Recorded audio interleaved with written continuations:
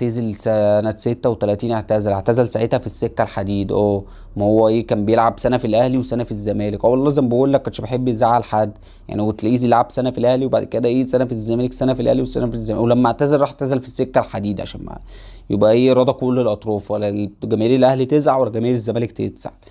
والله زي ما بقول لك كان بص ما بيحبش ايه العنصريه ولا الكلام ده كله من زمان يعني. كانش عاوز الجماهير كلها تضرب في بعض. بس ما علينا، مش دي نوتتنا.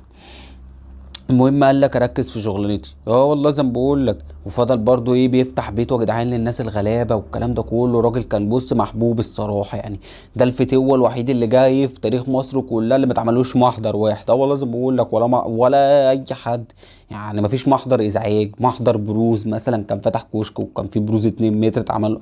ولا محضر خالص، مش عارف ازاي يعني. ولا بيلبس افاطين ولا اتعمل له محضر. الصراحه يعني كان رجل بص خارق خالص.